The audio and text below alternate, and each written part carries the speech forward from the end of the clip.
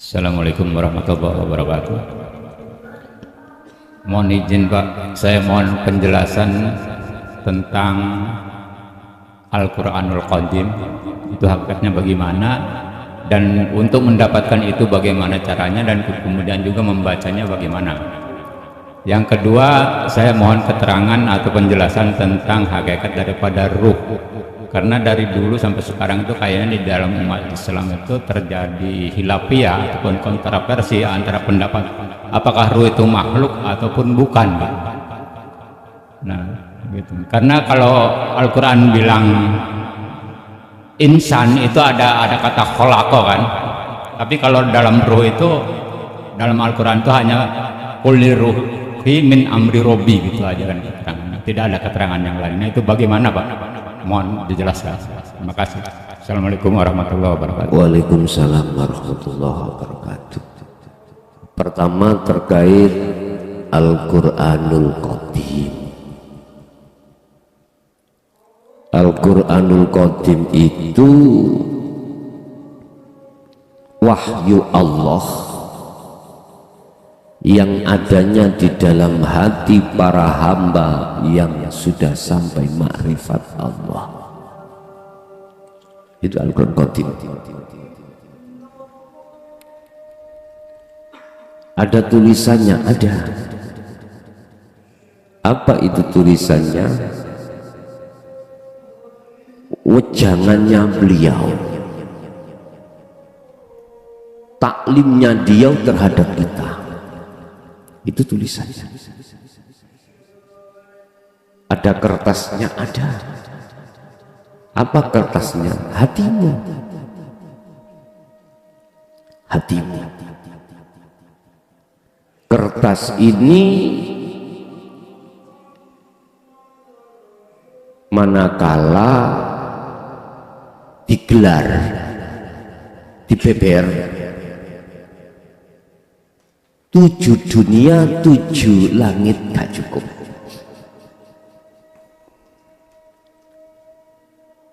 Air 7 laut,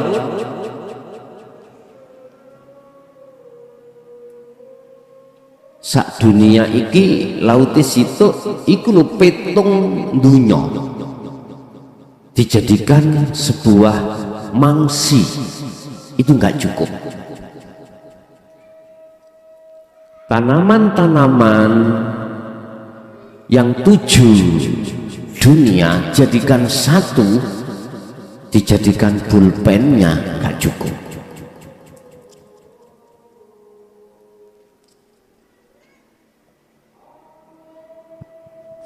Al-Quranul Qadim itu Allah tuangkan hanya terhadap hamba yang sudah sampai pada makrifat Allah. Lah, Al-Quranul Karim itu adalah nurnya, nurnya Al-Quranul Qadim, nur.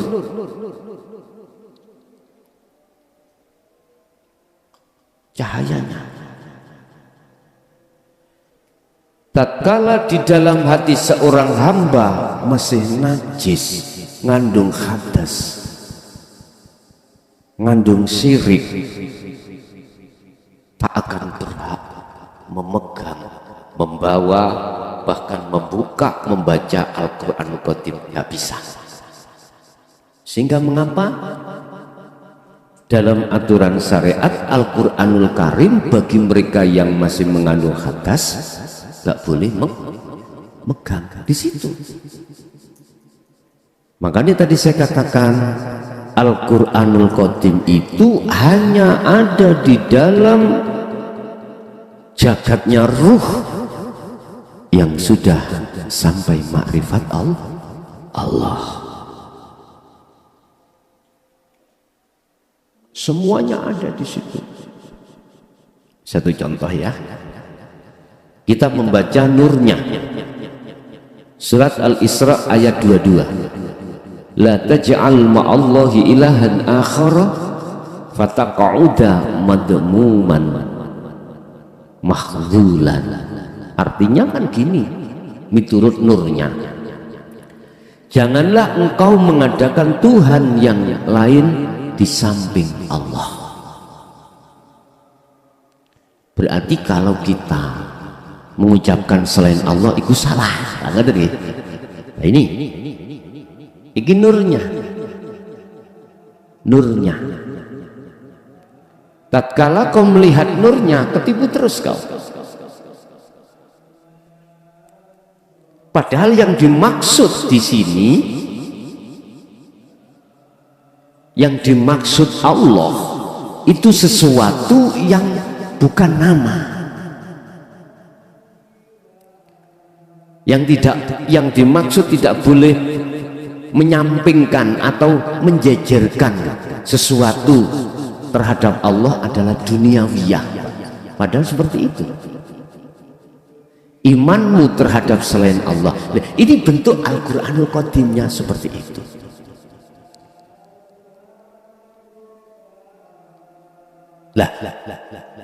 Mereka yang bisa membaca dari sudut ilahiyahnya hanya mereka yang sudah sampai pada puncak makrifat Allah. Kalau sudah sampai puncak makrifat Allah, yang membaca siapa sebenarnya? Allah sendirilah. Makanya kita lihat di dalam surat Al-Imran ayat 7. Di situ ada masalah takwil. Wa ma ya'lamu ta'wilah illallah al-mutasyabbihah. Jadi ayat ini di dalam Al-Quranul Karim, nurullah itu muhakamah, ayat-ayat yang jelas, maksudnya jelas itu secara zahiriyah. Tapi jangan kau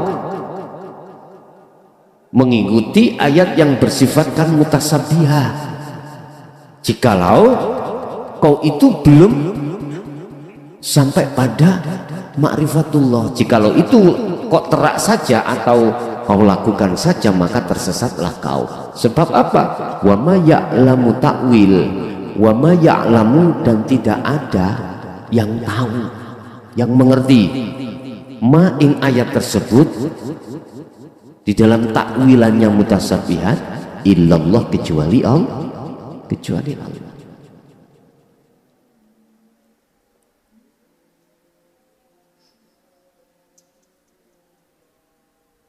Jadi harus kita hilangkan dulu iman selain Allah dalam hatimu, baru di situ nanti sampai ke musyahadah makrifat Allah dengan sendirinya akan muncul. Semua apa yang tertampil di dunia ini adalah nurnya. Jadi Al-Quranul Karim 30 juz itu adalah sebagai nurnya Al-Quranul Qadim. Al-Quranul Qadim. Dan ini memang nggak pernah dibahas. Yang menjelaskan tentang masalah al-mutasyabihat itu hanya di dalam surat Al-Imran ayat 7. Terkait ayat-ayat yang bersifatkan mutasyabihat. Itu adalah Al-Quranul Qadim. Memang gak dibahas, Pak, bukan tempatnya. Istilah pelajaran gak mungkin pelajaran mahasiswa itu disampaikan di TK, gak mungkin. Nanti ada waktunya sendiri. Waktu kalau kau sudah menjadi mahasiswa, baru akan menemukan pelajaran tersebut. Istilahnya seperti itu.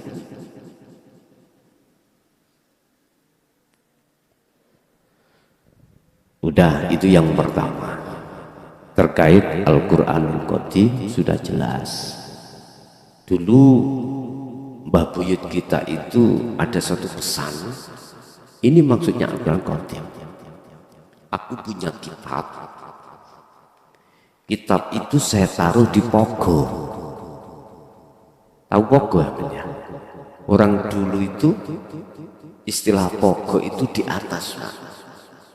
Kalau meletakkan makanan yang istimewa biar tidak dimakan kucing atau apapun, itu diletakkan di pogo, ditutupi kekep gitu.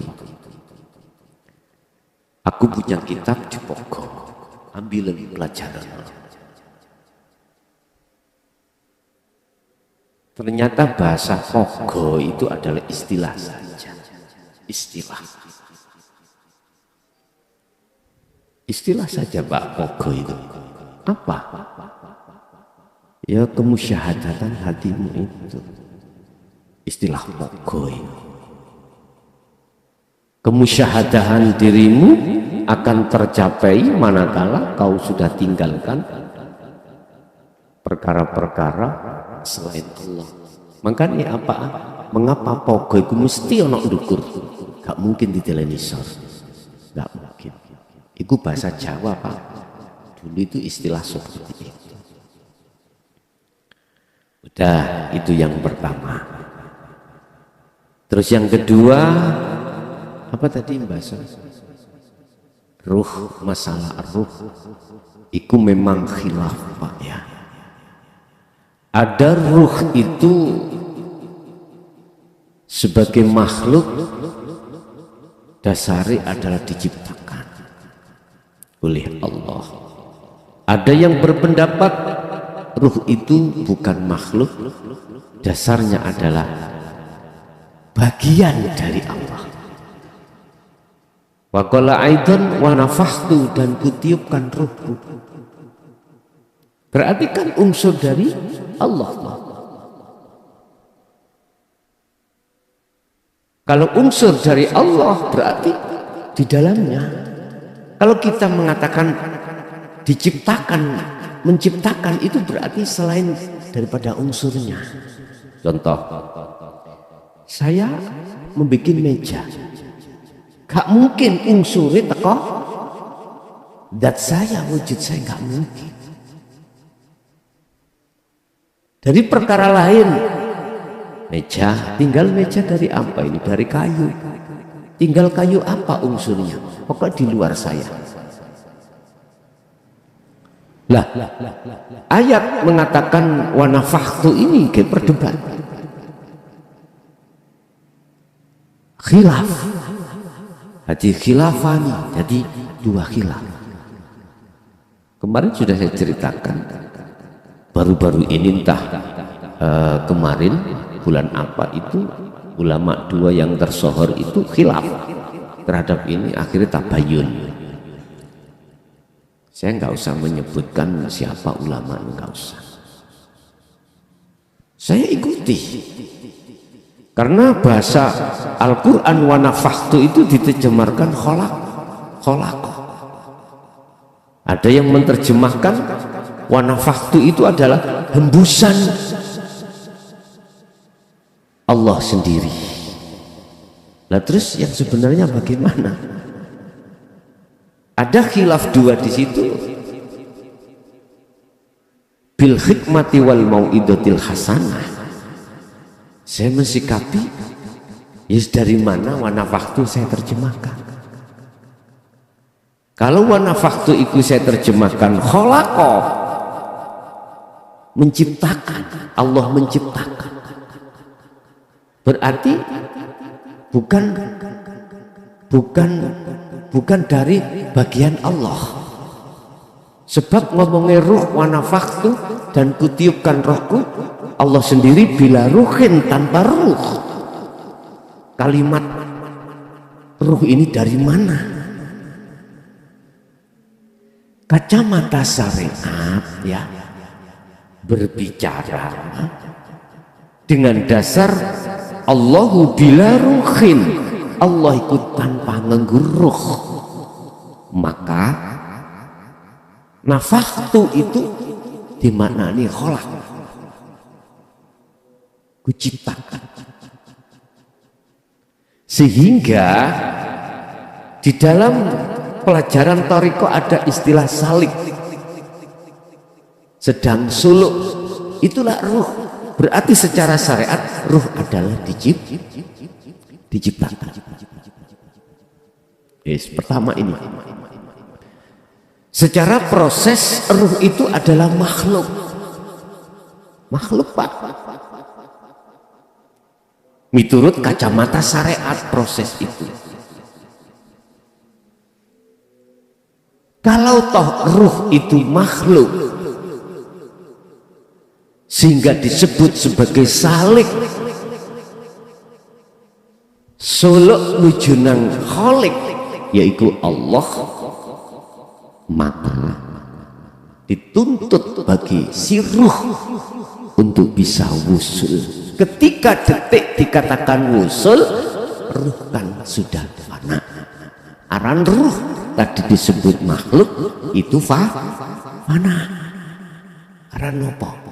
Nah ini wa nafahtu dari dirinya. Dan inilah yang menegaskan maksud wa inna ilaihi rajiun, kembali pada Allah. Dari Allah ya kembali ke Allah. Sehingga ini kalau dihubungkan dengan sifat wajibnya Allah cocok. Apa sifat wajibnya Allah? Wujud sebagai sifat nafsiyah. Selain Allah termasuk ruh tadi, insan manusia, makhluk sifat wajib. Makhluk apa? Lawan katanya wujud, berarti adam, tidak wujud. Cocoklah, berarti kefanaan ruh itu cocok, sehingga yang melihat Allah itu Allah sendiri. Sebab gak mungkin perkara yang tidak ada jenenge makhluk bisa melihat perkara yang ada, namanya Allah. Mestinya yang bisa melihat yang ada itu perkara yang ada. Sampai diistilahkan yang tahu wali itu hanyalah wali. Ya di situ.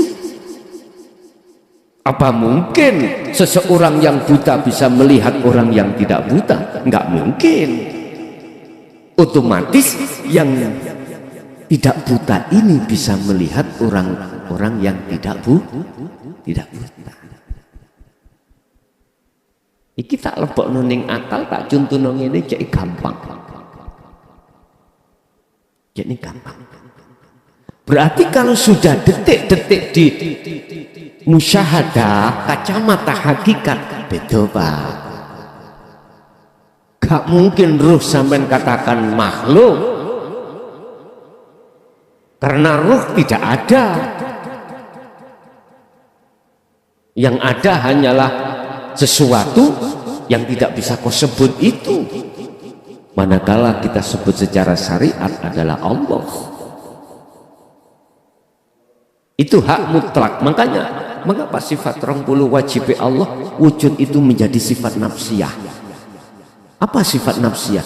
Sifat yang hanya dimiliki oleh Allah sendiri, selainnya tidak boleh.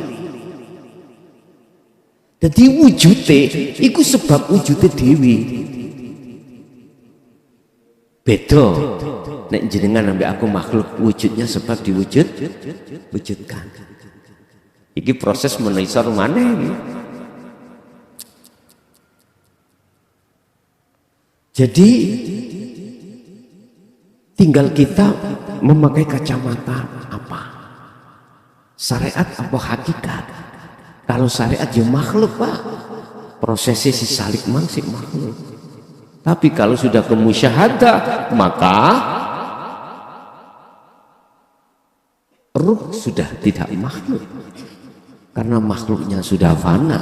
Di dalil ya ini wa nafakhtu, dan kutiupkan.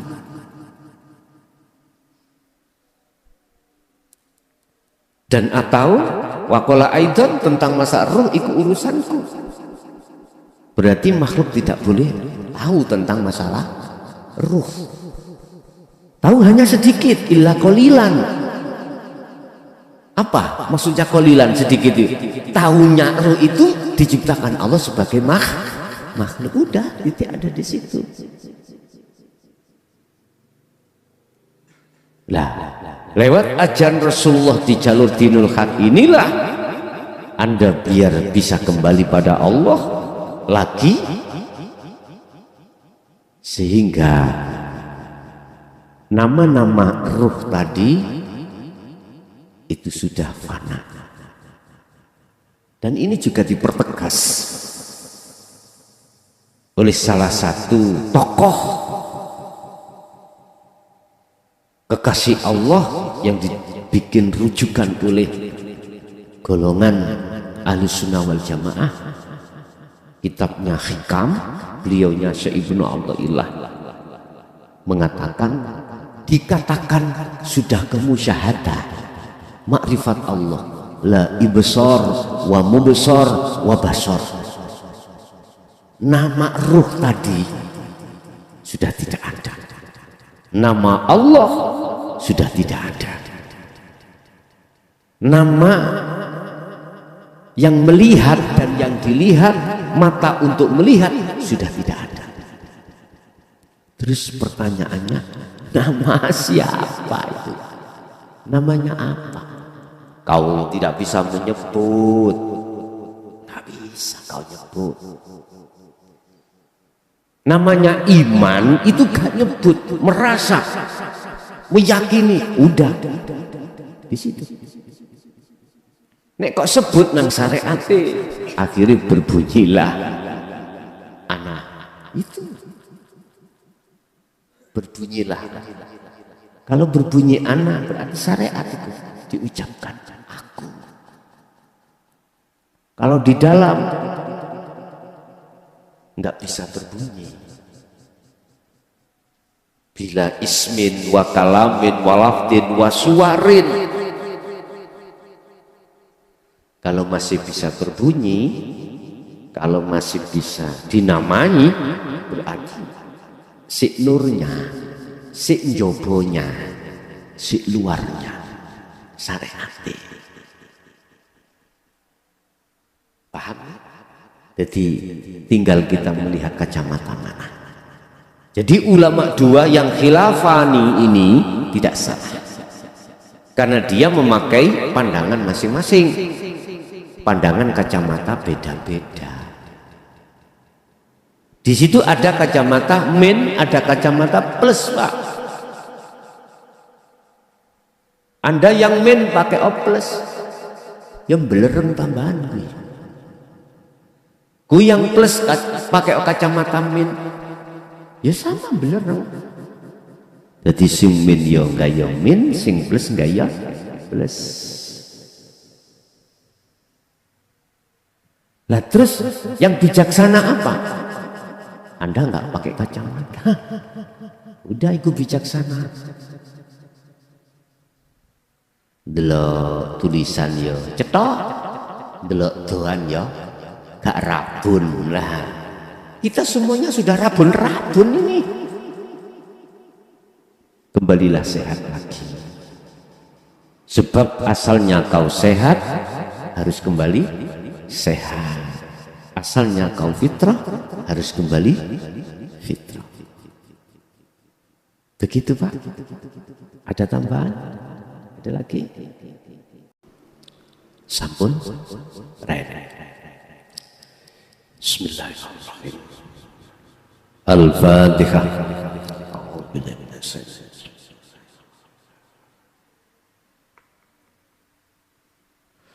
Akhirul kalam. Assalamualaikum warahmatullahi wabarakatuh.